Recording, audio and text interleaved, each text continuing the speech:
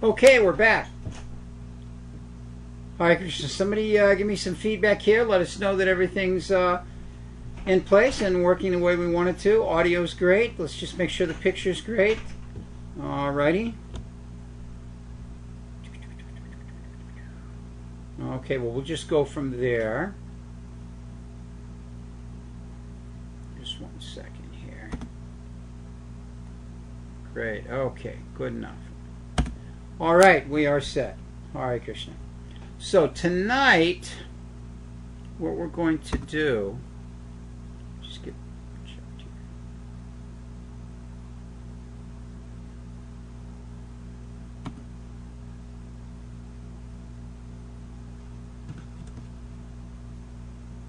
here. All righty. Okay. Hare Krishna. So, once again, we want to welcome everyone to another evening with me, your host, Chadaratma Das, and Lives of the Vaishnavacharyas. We do want to start off by thanking a generous donor from our viewing audience at Krishna.com, not just from this broadcast, but at the Krishna.com network, for helping with a very vital piece of equipment for these broadcasts, not only mine, but the other ones that take place here in the studio. It allows us to be able to get better quality recording and better quality transmission of these broadcasts that we do, both during the day when they have the how-to and the highlights from the store, and in the evenings when myself and Mahatma and Bhattahari do all of our different programs. So I want to thank you very much for that and encourage any of you that do like to take the opportunity to help support the work at Krishna.com. It's Krishna.com/donate. And you can go there and do whatever you'd like to do to help out with that. And tonight, we're going to take a little bit different format than we usually take. Abhay, would you look at this? There's nothing coming up in the... something just doesn't seem like it usually does. Usually I have something happening in there. What's different? Okay, I guess that's it.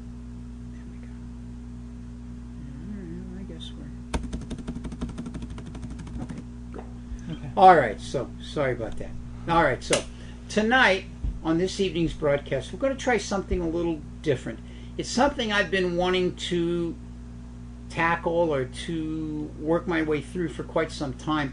And we're going to view some of the key events in the life of Chaitanya Mahaprabhu and the impact and the lives of the other Vaishnavacharyas, some of the memorabilia that has existed since the time of these great personalities being present on this planet.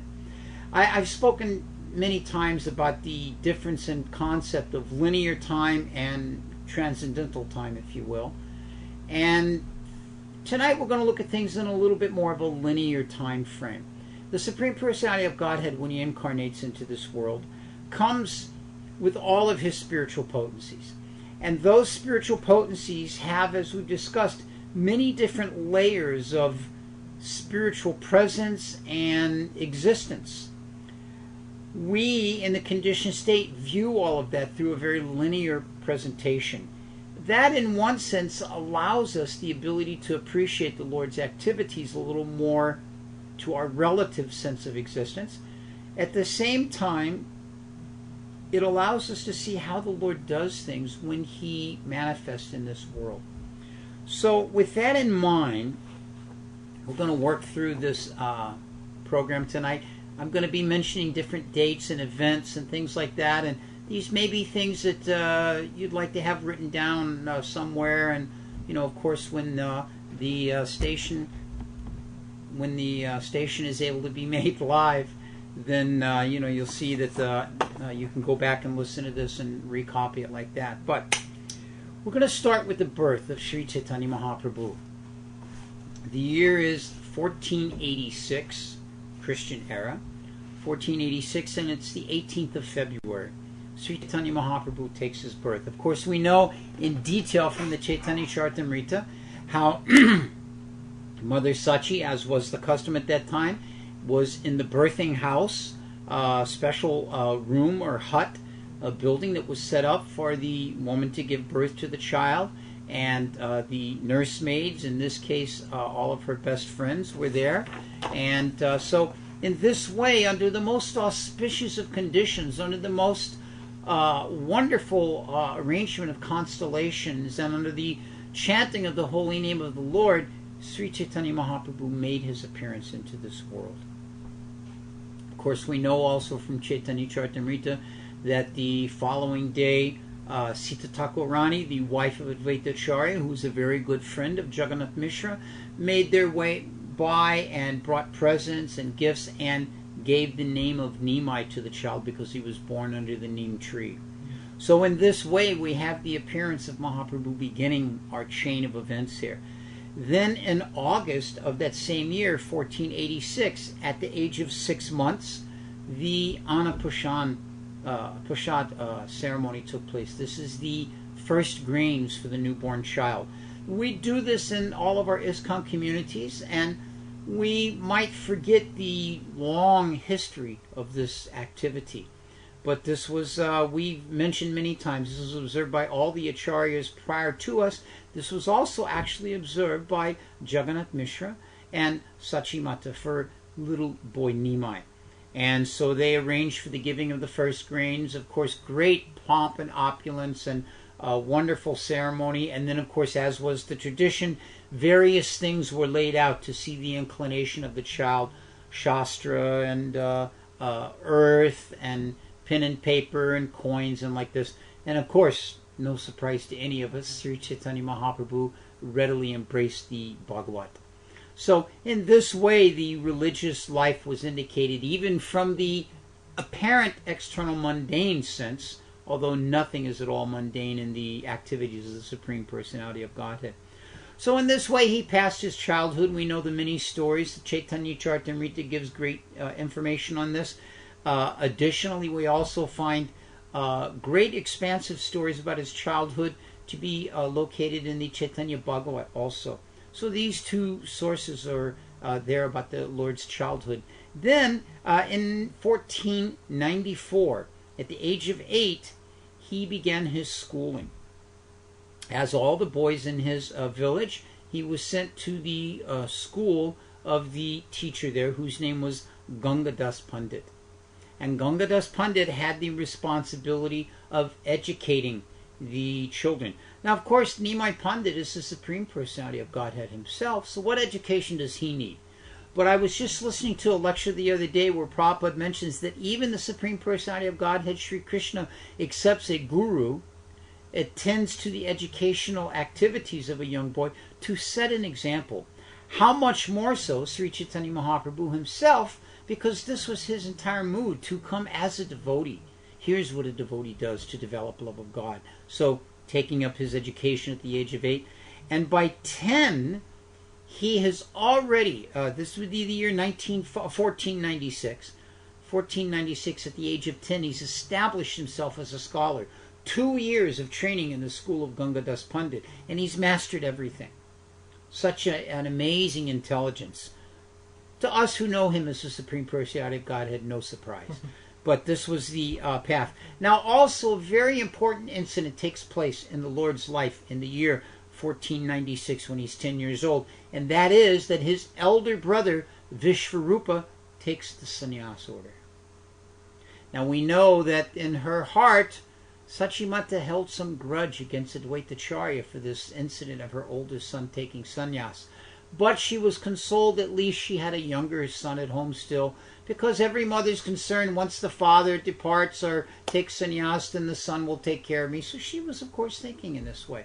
So not so much emphasis was put on it because young Nimai was there and she would arrange for his marriage and then she would be properly cared for.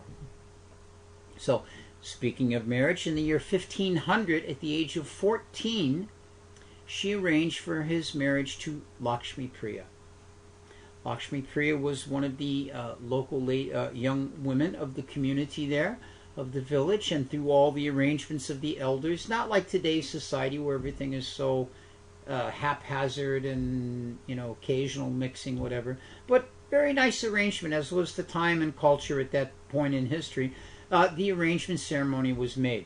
Srila Prabhupada explains that these marriages at a very young age, generally the way it would happen was that the marriage ceremony would take place, and then the young boy and young girl would go back and live with the parents until they were of suitable older age. Then almost like a second wedding would take place, and then they would move into their home together. So in this way, at a young age, many times the betrothal and the wedding took place like that. So at the age of 14, he marries Lakshmi Priya. And then 2 years later, in 1502, at the age of 16, Nimai Pandit begins his own school. What an amazing feat this is. At the age of 16, he starts his own school with himself as the teacher. So he begins his school. He starts the school with the teaching of Sanskrit grammar, which he's easily mastered. He teaches other subjects there. And in this way, he begins to develop a following. He begins to develop some students. And at the age of 17, with the departure of his father, he makes his way to Gaya. This would be in the year 1503. At the age of 17, he makes his way there, and he begins to address some of the real development of the purpose for which he has made his appearance into this world. So this is 1503. At that time he also, as we know, accepts initiation while in Gaya from Ishvara Puri. And Ishvara Puri Pad brings him into the chanting of the holy name. And Mahaprabhu reveals when he returns that he has become almost mad with this chanting, thinking he's been infected with some amazing activity. We got a quick question here. What age was the marriage with Vishnu Priya? That was Lakshmi Priya was the first wife. Vishnu Priya is the second wife. The first wife is Lakshmi Priya, and that's at the age of 14 in the year 1500. Well, we've got a little break here. Just want to say hi to Radha Krishna Devi Dasi. Always good to have her here. Our resident archivist. All right, so 1502 he started his own school. 1503 he goes to Gaya, and at the age of 17 takes initiation from Ishvara Puri. When he returns, two things happen. First of all is while he was away, his wife Lakshmi Priya has departed from this world. She has left this world out of separation. Additionally, he has begun to manifest very amazing symptoms of ecstasy, to the point that the disciples that he's developed began to criticize him, began to make fun of him, losing some of their respect. So in this way, he begins to contemplate, and he starts the Sankirtan movement.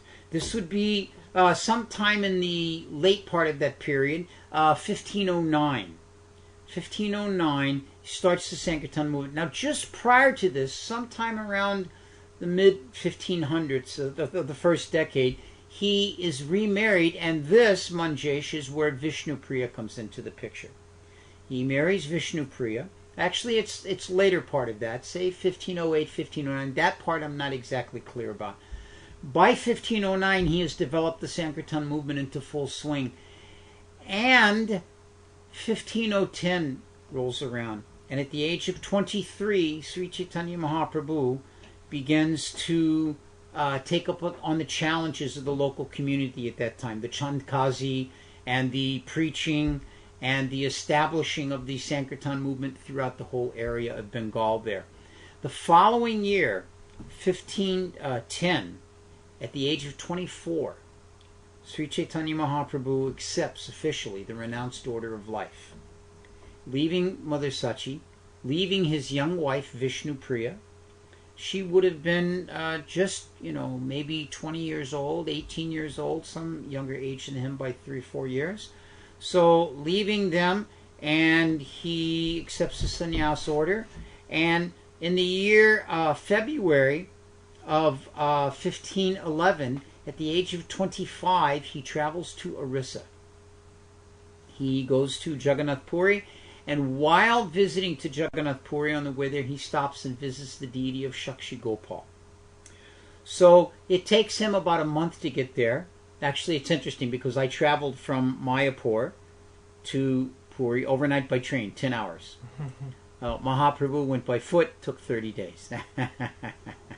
So, in this way, in March of 1510, he arrives in Jagannath Puri, and of course we all know the condition of his arriving there is he runs before Lord Jagannath, he faints in ecstasy, the guards think him to be a thief, they begin to maybe beat him and drag him out.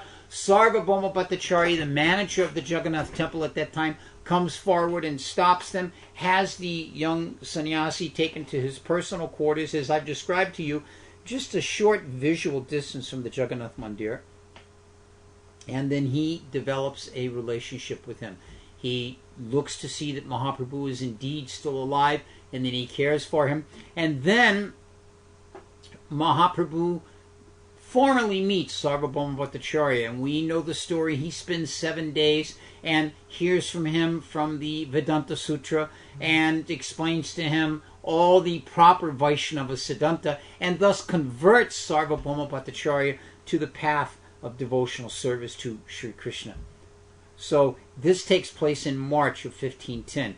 April of 1510, after spending 1 month in Puri, he then travels to South India, and this is under the with the advice from Sarvabhauma Bhattacharya that he meet Ramananda Roy when he goes to South India. And of course we know the wonderful exchange. This is described very elaborately in the Madhya Lila of the Chaitanya Charitamrita, the meeting of Ramananda Roy and Sri Chaitanya Mahaprabhu, and the questions back and forth, and the information that was shared, and how Mahaprabhu begged and egged more and more out of Ramananda Roy until he brought him to the highest level of understanding the principles of love of God. And then what did he do in return? He manifested his most magnificent forms before Ramananda Roy. So in this way, this took place during that period as he arrived there. Now, when he arrived there, it was late summer, and in the month of August, the beginning, just late July, August, depending on what the solar year is, the lunar year is, late July, early August is the beginning of Chaturmasya. So during that Chaturmasya time, we know he stayed in Rangashetra. And while staying in Sri Rangam, he met one very nice South Indian Brahmin, Vyankat Bhatta. And Vyankat Bhatta had one little bitty boy, little child, whose name was Gopal. Little Gopal. And of course we know how Mahaprabhu converted Vyankat Bhatta to the path of Vaishnava principles of Gaudiya Vaishnavism, and how at the same time he gave his unlimited mercy to Gopal Bhatta Goswami. At that time, of course, he spent the entire 4 months staying there, so the family became very attached. After that, he had to continue his journey.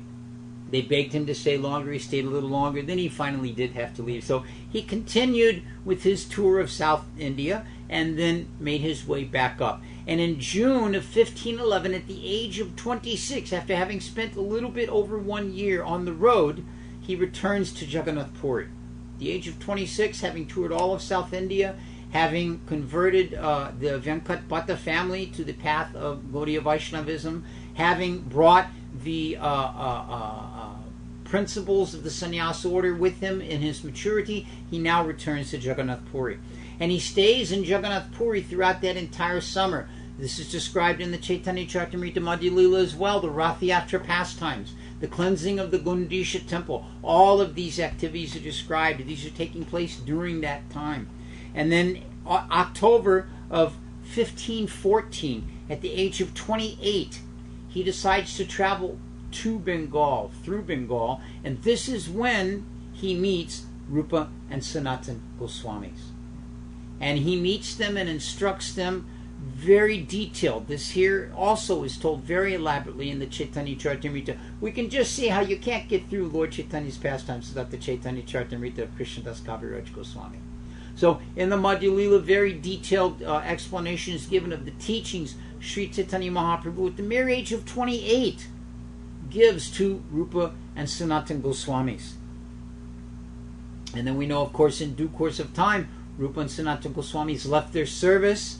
They were engaged in the service to the Muslim king at that time. They left their service, and from there, then they made their way through their own travels and their own pastimes, which we've told on other occasions, to Vrindavan. where they arrived there. Now, in the meantime, in 1515, at the age of 29, Mahaprabhu returns to Puri. But he goes to Puri by way of Shantipur. This is the home of Advaitacharya, not very far from the Navadvip area. He's able to kind of go through his old area like that. And from here, his plan is to start for Vrindavan. And we know the story of how he's bathing there, and Nityananda tricks him into thinking that he's in Vrindavan. And then Advaitacharya shows up, and how is it that you're here in Vrindavan, Advaitacharya? And Advaitacharya says, my lord, wherever you are, that's Vrindavan. Then he realizes that Nityananda has tricked him, and like this. So these very wonderful, sweet pastimes between not only dear friends, but pure spiritual associates takes place at this time. So then, after his travels in this way, he does make it to Vrindavan. We know the wonderful story. Mahaprabhu did not stay in Vrindavan very long. Mahaprabhu was in Vrindavan a very short time. Then he returns to Puri.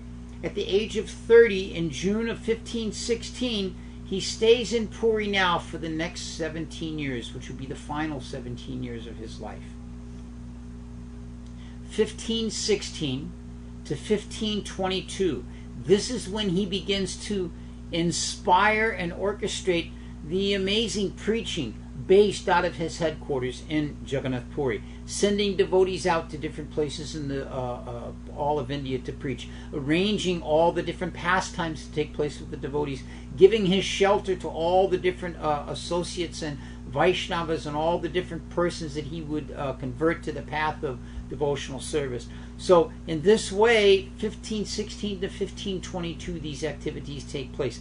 Now, in that period of time, in March of 1517,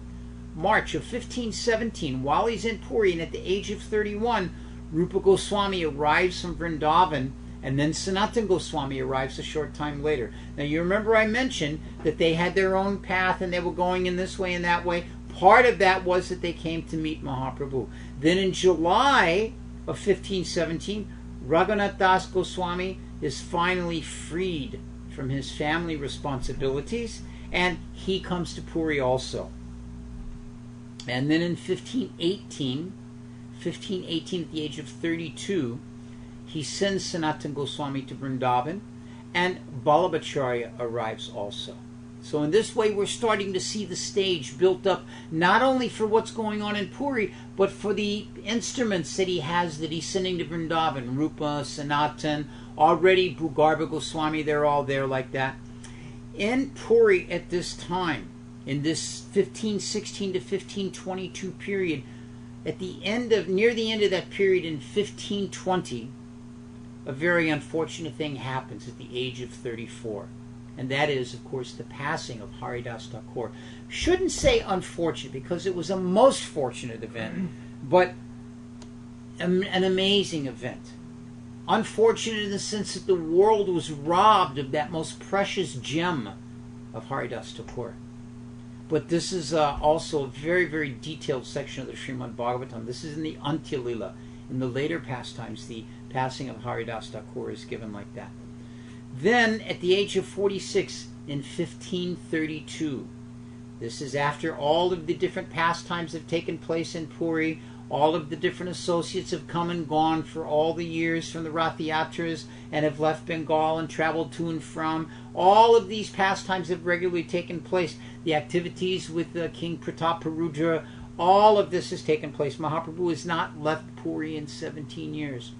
So in the year 1532, at the age of 46, Mahaprabhu begins to manifest a distinctly distressful separation from Sri Krishna. And this begins to manifest in all of his activities. He begins to withdraw from public activities, from dealing with the public in any way. And he closes himself up into the Gambhira and begins to manifest the deepest and most intimate symptoms of ecstasy. These are witnessed only by a small handful of devotees. Govinda, he is of course one of the most intimate devotees to serve the Lord during this time. Sarup Damodar Goswami is there making notes of everything and assisting the Lord in this way. So In this way, he begins to close himself off to anything except those activities that will facilitate this immense mood of separation, which is the highlight of the philosophy he's teaching. Gopi Bhartu Padakamalaya Dasa Dasanudas. Following in the footsteps of gopis, whose highest love for Krishna was manifested in their separation. In the same way, he begins to manifest this himself. And then finally, at the age of 47, in the year 1533, Sri Chaitanya Mahaprabhu departs from this world. In the most amazing way, he enters into the Tota Gopinath temple, which many of you may have been to Puri and know that it's not that far of a distance from the Puri temple itself, just near the ocean. He enters into that temple, draws the curtain, and disappears. The understanding is that he has manifested himself, merged himself into the deity of Tota Gopinath. Actually, they say there's a gold mark, a golden scar, if you will, on the upper thigh of Tota Gopinath that you can see if the pujari is kind to you. So in this way, Sri Chaitanya Mahaprabhu, in a short 47 years, has accomplished amazing activities that have brought the complete rebirth of the Krishna consciousness devotional process, of this entire line of Gaudiya Vaishnavism. And he has set all the stage for the different activities that we follow ourselves today. The Rath Yatra festivals, the going out and preaching, the engaging in kirtan, the performance of Sankirtan, the vigorous preaching and spreading of the message. So in this way, all of these activities have been honed and developed by Sri Chaitanya Mahaprabhu for us to follow. So this is a very brief little year-by-year look at the life of Sri Chaitanya Mahaprabhu. Now I want to cover another aspect here.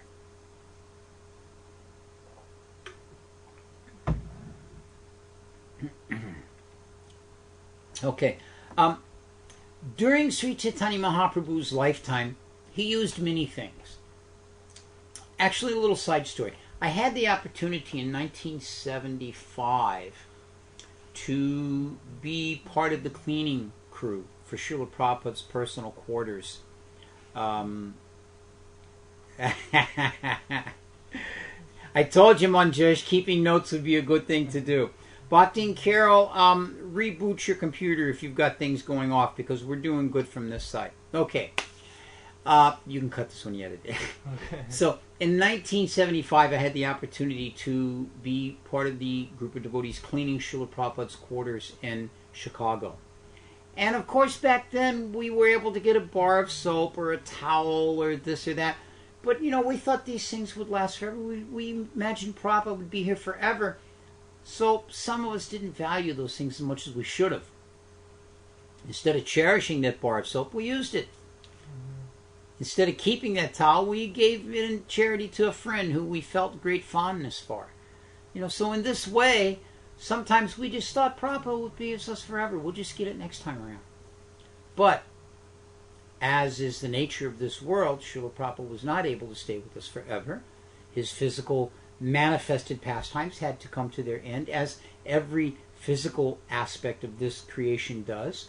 So, in the same way, Mahaprabhu physically removed himself from this creation, but he left behind different types of memorabilia, different types of items that he had used, that we can see some of those items still being worshipped, having come down, passed so carefully from one devotee to another devotee, from one family's generation to another generation, like this, over the last 500 years. So I thought it would be nice to examine where some of these items are found and what some of these items are. Here again, these are different things which, if you're inclined, you can write some of this down. So, Sri Chaitanya Mahaprabhu, of course, wore the traditional wooden sandals of a sannyasi and a devotee at that time. This was the traditional wear. They didn't have rubber flip-flops, and there weren't any Velcro sandals back then. So the traditional peg sandal was what was worn. And of course, Mahaprabhu didn't have just one pair throughout his entire life. Different pair in different places. Different temples would provide, different devotees would give like that. So there's one place in the Gambhira. The Gambhira, for those of you that may not know this word, this is the room of Mahaprabhu's final pastimes. If you go to Jagannath Puri, you can go to the place of the Gambhira and see this room. Very small room. And this was the residence there. And in that room, they have a nice shrine to Sri Chaitanya Mahaprabhu, and they have three things there. They have a pair of his wooden sandals. They have the clay water pot that he used for carrying his water in. And they have the quilt that he used for wrapping himself in.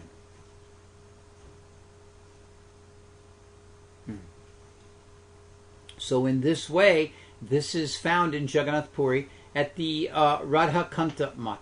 This is a very nice temple where they keep these things, and you can go and take darshan there. So this is one place where some of the personal items of Mahaprabhu were found.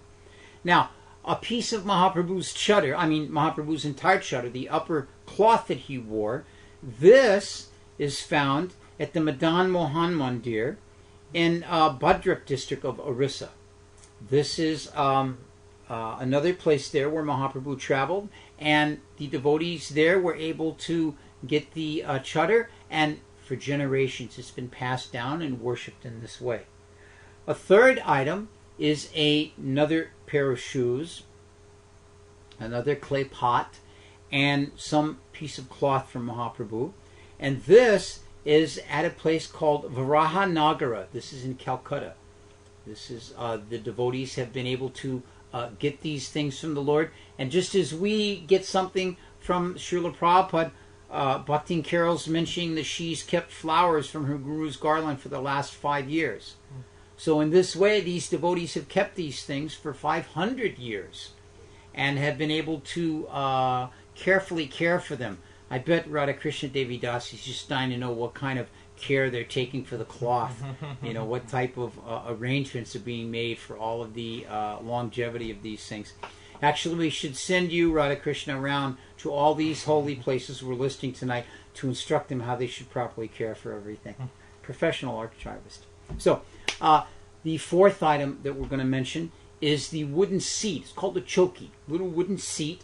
It sits off the ground about this far and different sizes. And this was what Sri Chaitanya Mahaprabhu was using. And it was sent by him from Puri to Vrindavan. And it was sent to Gopal Bhatta Goswami and is to this day in the treasury house at the Radharaman Mandir. This is many different biographies mention this. I've personally seen it myself. Very, very wonderful to behold this. They also have one of Lord Chaitanya's dhotis there. This was sent by Lord Chaitanya to Gopal Bhatta Goswami at the same time. So in this way, those activities are there. We know, I've told the story previously, how Sri Chaitanya Mahaprabhu paddled himself across the Ganga to see Gauridas Pandit in Ambika Kalna. And that wooden paddle is at the Gauridas Pandit Mandir in Ambika Kalna. And this story is described very elaborately in the Bhakti Ratnakar.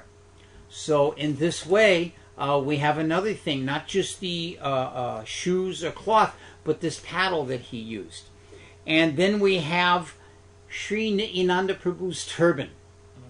Now, of course, we know many times the description is given very colorfully, how Nityananda would sometimes be dressed in the most fabulous of turbans and nothing else.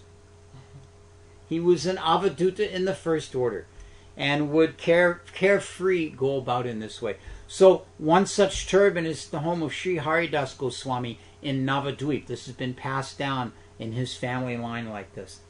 And then Lord Nityananda, being a dutiful householder, he had his shalagram that he would worship. And he had an Ananta Shila that he worshipped, and a wooden walking stick that he used. And these are in the Kadadaha Mandir in Bangladesh. This is where the activities of Lord Nityananda's later pastimes were before leaving this world. And so in that temple there, they have these, his Ananta Shila and the walking stick he would use. And that would be a shalagram to worship. Huh? Okay. Also, you'll remember when Sanatan Goswami was coming to Sri Chaitanya Mahaprabhu, his brother Tapan Mishra gave him a very fine woolen blanket. And when arriving in Puri, he could understand that Mahaprabhu was not happy that he had this woolen blanket. So now he has traded this woolen blanket to one mendicant. That woolen blanket, that Bhutanese from Bhutan, Bhutanese woolen blanket, is in Etoya, which is a village on the banks of the Jamuna River. That blanket is kept there.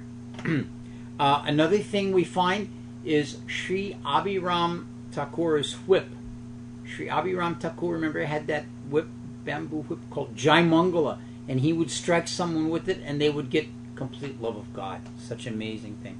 And also, he had one stick called the Brahmadanda. That was his walking stick. So these are found in the Kanakulya Krishnagara temple in Bengal. Kanakulya temple in Krishnagara. Krishnagara is not very far from our Mayapur temple there. It can be gotten to very easily, and one can go and see these things. And then at the Haridas Thakur Mandir and Samadhi in Orissa, in Jagannath Puri, Orissa, they have the bead bag and walking stick of Haridas Thakur. The bead bag and walking stick that Haridas Thakur personally used. Now, you'll remember also, there's the wonderful story of Sri Raghunandana Prabhu and his dancing. And this amazing dancing and his losing an ankle bracelet, right?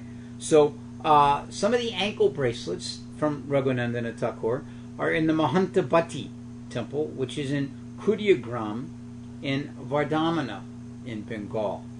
So these places are all given, and if one has the inclination, if one has the facility, they can go and visit all of these places. Then we have Srinivasacharya, Narottam Das Thakur, and Shamananda. These three traveled together. So the wooden shoes of Srinivasacharya, these are in Vana-Vishnupur. Vana-Vishnupur, of course, is a very important place in the pastimes of Srinivasacharya. Then in Shripat Gopi Ballabhapur, this is the birthplace of Rasikananda. We find there that Rasikananda had his neck beads and his quilt in this place, and they're found there. Then we have also the sitting place, the choki, the seat of, actually it was a stone seat, not a wooden seat, but a stone seat of Lochan Das Thakur. And this is what he would use when he was sitting and writing the Chaitanya Mangala.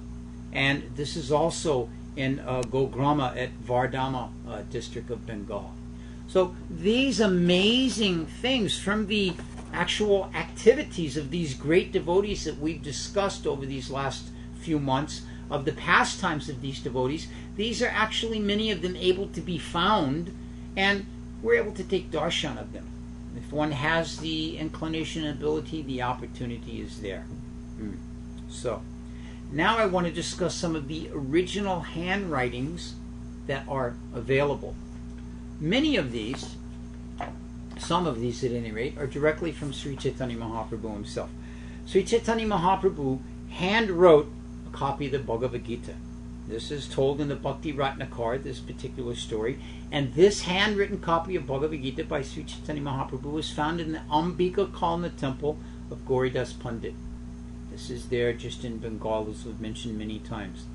And then Sri Chaitanya Mahaprabhu took notes. You know how sometimes while we're studying we write notes in the margins and paragraphs of a book like that, or underline something. So Sri Chaitanya Mahaprabhu, the handwritten notes between the lines of Bhagavad Gita that was written by Gadadhar Pandit. So it's Gadadhar Pandit's Bhagavad Gita. Mahaprabhu has studied it, read it, written notes between the lines in it, and that is in the temple at Bharatpur. So one can find that Gita there. Then Mahaprabhu had handwritten notes on the Srimad Bhagavatam.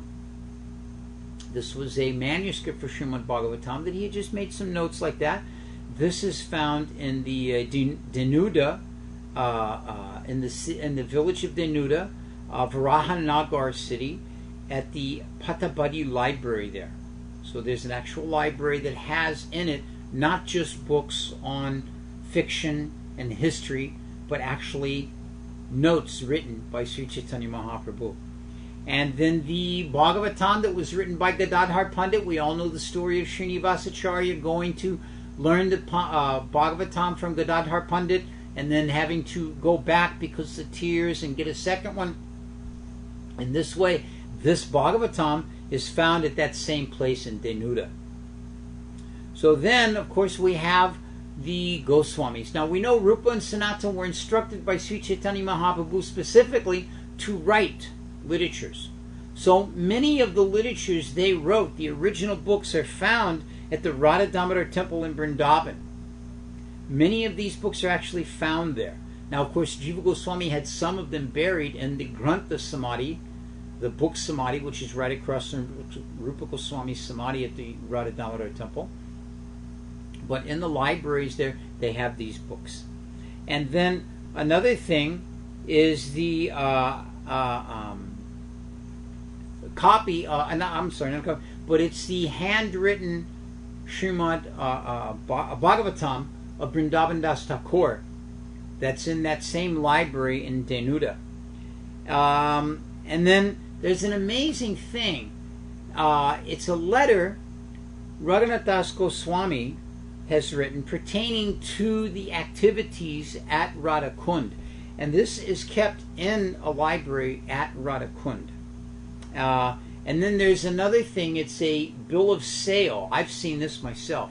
It's a bill of sale for Radha Kund to buy for the land and for Radha Kund itself to Raghunath Das Goswami. And this is in a library there in Vrindavan as well. So these are very many amazing actual writings of the Supreme Personality of Godhead and His associates that are found in these different places here. And one is able to go to these places and take darshan. And if one is maybe fortunate, touch these books to their forehead. Although probably Radhakrishna would object to our touching any of these ancient books because they would probably crumble apart.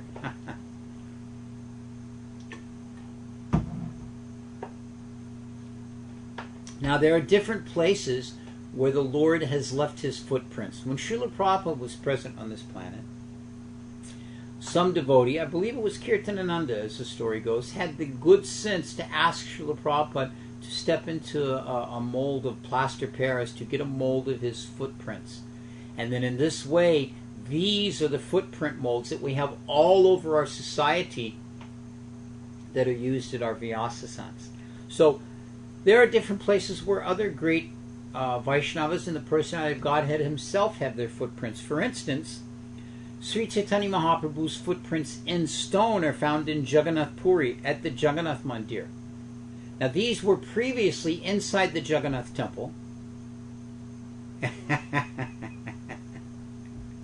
These are were in the Jagannath temple, but they've been recently moved, however recent is, to a small temple near the north gate of the Jagannath Mandir. So one can go there and get the darshan of these footprints of Mahaprabhu right in stone. And then there's an impression of Sri Chaitanya Mahaprabhu's full body dandabats, full prostrated dandabats, all out like this. And this is in the Alanath Mandir, which is associated with the Jagannath temple. It's about 14 miles from Jagannath Puri. So one can go there and see this place. And Sri Advaita Acharya has left a set of his footprints on a grinding stone at the Jadu Mandala in Vrindavan. You remember he went to Vrindavan. We've described this in his pastimes and was there for some time. And while there, he left a set of footprints. Now, speaking of Vrindavan and footprints, Krishna's footprints are all over Vrindavan. And one of the places is there's a mountain in Kamyavan. A small mountain, but there's a mountain in Kamyavan called Charana Pahadi. It's one of the main 12 forests of Vrindavan, Kamyavan. And atop this mountain are the footprints of Sri Krishna. And then, of course, in Charana Pahadi, in the village of Baitana, I'm pronouncing these all wrong, I'm so sure. But anyway, in Braj there, at this place, are also another set of Krishna's footprints with, next to them, the hoof prints of a cow. And then, of course, there's that famous place on Govardhan, where there's the rock that bears the footprint of Krishna, and the hoof print of the cow, and the impression of the cowherd boy staff, all right there. And then at the Radha Damodar temple in Vrindavan, and also at the Radha temple in Jaipur, they have a Govardhan Shila that has Krishna's footprint on top of it. At both places they do. And then there is, of course, the famous Govardhan Shila, which is currently at the Radha Gokulananda temple in Vrindavan, that was handled by Sri Chaitanya Mahaprabhu, and it has his thumbprint in it. And this Govardhan Shila was given by Sri Chaitanya Mahaprabhu to Raghunath Das Goswami. And Raghunath Das Goswami has placed that Shila here when he was residing in Vrindavan, and his deity is worshipped there. This Govardhan Shila is worshipped there at the Radha Gokulananda temple there. So these are some of the different places where the impression of the Lord's feet or his body, or in the last case his thumbprint, have been left for us to go to and worship and take the dust of those places. Now, when we talk about worship, this denotes the deity. And there are many famous deities that have been installed, and I thought we would look at some of those this evening as well. There's the famous deity of Sri Chaitanya Mahaprabhu that was established by Srimati Vishnu Priya. After Mahaprabhu left and took sannyas, she worshipped this deity daily. She would chant the Maha Mantra and would put a grain of rice aside for each mantra and then cook and offer that to this deity, and this would be her only foodstuff. So in this way she worshipped Mahaprabhu through the form of this deity. And that deity is there in Navadvip. This is mentioned in the Chaitanya Charita of Murari Gupta. And then the famous deities of Gauridas Pandit, the Gaurnitai deities, we've told this story so many times, those are found in Ambika Kalna. And then there are deities that were established by Murari Gupta, and these are deities of Gaurnitai, and these are also in Vrindavan as well, at the Banakandi Mahadev temple. So Murari Gupta, when he visited Vrindavan, established these Gaurnitai deities, and they're still worshipped there to this day. And then there's the Gaur Govinda deities established by Kashishvar Pandit. These are worshipped at the Govinda Mandir in Vrindavan. So Kashishvar Pandit, of course, one of the famous associates of Mahaprabhu from his Puri Leela. And then we have the deities established, the Gaurnitai deities established by Mahesh Pandit. Mahesh Pandit, one of the great cowherd boy associates of the Lord, in Chakadaha and Palapadha. These are where these deities can be found. And then Jagadish Pandit also worshipped Gaurnitai deities. It's not surprising that all of these intimate associates of Mahaprabhu, after he departed from this world, they all established worship of his deities, he and Inanda, because they were their eternal associates. And while they were here in separation, they wanted to worship the form of the Lord. Now, there were 3 deities made of Sri Chaitanya Mahaprabhu while he was present on this world. One was established by Narahari Shakar Thakur at Sri Khanda. The second was installed by Gadadhar Das at Kataya. And a third was installed by Kamshari Ghosha. And this was at Ganga Nagara. So these are the 3 deities that while he was present were established and worshipped. Now, there were deities, famous deities of Lakshmi Priya and Mahaprabhu that were found by Narottam Das Thakur. We know that famous story of him going to the grain house of the Brahmin Vipra that was filled with snakes. And when he eluded the particular mantra from his mouth, he gave it out, all the snakes left, and he went in and saved this deity of Gauranga and his consort, his eternal consort. So this deity was established by Narottam Das Thakur. This story is also mentioned in Bhakti Ratnakar. And then we have the famous Gopinath, Shirakor Gopinath deity that's in Ramuna. If you ever get the opportunity to go to Puri, you must also go to Ramuna, and you must take the sweet rice that is offered to the deity there. It is the most amazing prasad. And then, of course, the Gopinath deity of Abhiram Thakur. This is in Kanakula Krishnanagara. This was the famous deity that he worshipped. And then we have the Tota Gopinath deity. We mentioned this Tota Gopinath deity in Puri is the deity that Sri Chaitanya Mahaprabhu wound up his manifest Leela by entering into this deity. So these are some of the famous deities associated with Mahaprabhu or his immediate associates. But then we have the deities of the Goswamis of Vrindavan. These are very important deities. For instance, the Sri Govinda deity, this was established by Rupa Goswami in Vrindavan, and now that deity, we know, resides in Jaipur. And then we have the deity of Sri Madan Mohan, which was established by Sanatana Goswami in Vrindavan, and now resides in Karoli.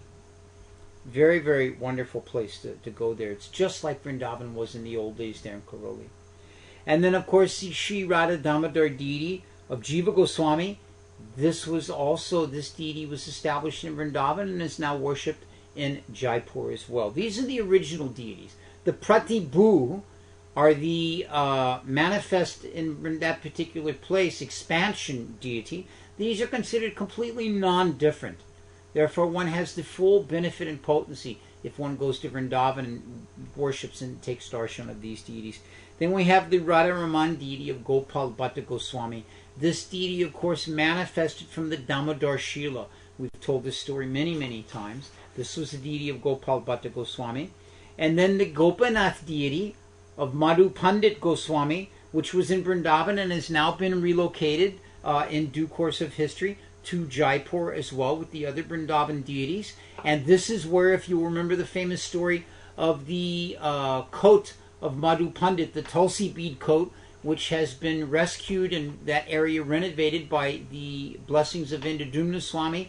Indradumna Swami was just telling me that this fall at Kartik time, they're going to be in Jaipur and inaugurate the opening of this samadhi and this coat of Madhu Pandit on his festival and the disappearance day of Madhu Pandit. Be a wonderful festival. And then the Shamsundar deity of Shamananda Pandit. This deity is also residing there in Jaipur now. And then last but not least of the Goswamis, we have Sri Gokulananda. This was the deity of Vishwanath Chakravarti Thakur, who's in Vrindavan, along with Radha Vijay Govinda of Baladev Vidyabhushan, and the Chaitanya deity of Narottam Das Thakur. These are all worshipped there in the Radha Gokulananda temple in Vrindavan. So these are the great different deities. Now, we can't wrap this up without mentioning the famous 6 deities of Narottam Das Thakur that he established at the Katuri festival, and these were inaugurated under the arrangements of his cousin Santosh. And these were, of course, the deity of Gauranga, Balabhikanta, Radharaman, Braj Mohan, Radhakanta, and Sri Krishna. Now, Janavamata has written one nice prayer describing these deities. Gauranga, Balabhikanta, Sri Krishna, Braj Mohan, Radharaman, Hey Radhe, Radhakanta Namostute. These 6 deities, and when Narottam Das Thakur was departing from this world, he called out to these deities, O Gauranga, O Balabhikanta, please be merciful to this materialistic person. O Radha, O Krishna, O Radhakanta, O Braj Mohan, please rid me of the agonies of this material world. O Radharaman, I lie at your feet. Please bless me that I can remember you in life and in death. So these 6 deities, the deity of Gauranga is located at the Ganganarayan Chakravarti house, which is just a little north of Sri Mayapur Dham. And then the deity of Balabhikanta is located in Dwarka. The deity of Sri Krishna was worshipped after Santosh Dutta's departure in his family line. This was left with the king of Kituri, and then it was later given to one Brahmin family. And then the Muslims took over all of Bangladesh, and the whereabouts of this deity are to this day unknown. And many people have searched out trying to find this deity. Then, of course, we have the Braj Mohan deity. This deity is residing in Vrindavan, one of the nice temples to visit in Vrindavan. And then we have the Radhakanta deity. Radhakanta lives in Puri at one of the Gaudiya Math temples that has beautiful hanging gardens. Very, very nice place to go. Very peaceful and quiet in the evening. Nice place to do bhajan and chant japa. And then last but not least is the Radharaman deity. And I fail to remember where this deity is located. So in this way we have all these different famous deities that are worshipped. And we can see how this brings us with a very long line of association with the different pastimes of the Lord and the different activities of the Lord and the paraphernalia associated with the Lord. So these are things that we can aspire to hopefully one day take darshan of. But if by chance we can't, the process given to us of hearing and chanting allows us that benefit of hearing about these places and getting some benefit from being able to understand this paraphernalia of the Supreme Personality of Godhead, his associates like this.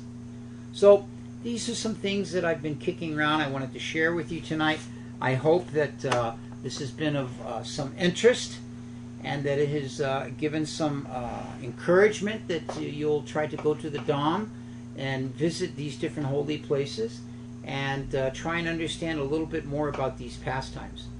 We're going to end there this evening. It's just coming on 9 o'clock.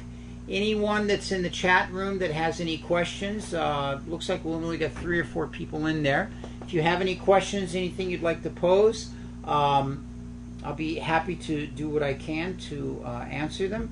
We do want to remind the devotees that this broadcast is brought to you by the devotees here at Krishna.com, and very nice service that they're doing, and we always have great appreciation for the service they're doing of bringing all these different aspects.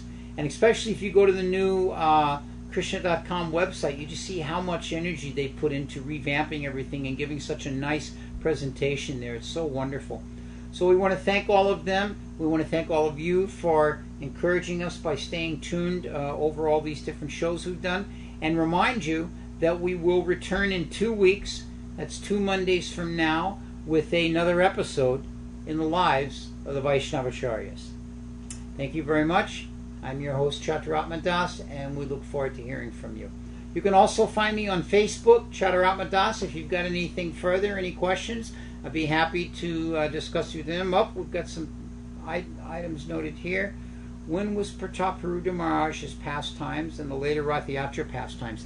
Those later Rath Yatra pastimes, Manjesh, those would be in that period 1516 to 1522. So that's 6-year period there. This would be when all of these different activities are taking place. Actually, is that correct? 15. Yes. 1516 to 1522 would be the period in which the successive Rath Yatras and the devotees coming and the kirtan being established and his giving his mercy to Prataparudra Maharaj and like that. That's when we can find that out. Yeah. 1510 would be a bit early, because 1510 was when he just arrived in Puri, met Sarvabhauma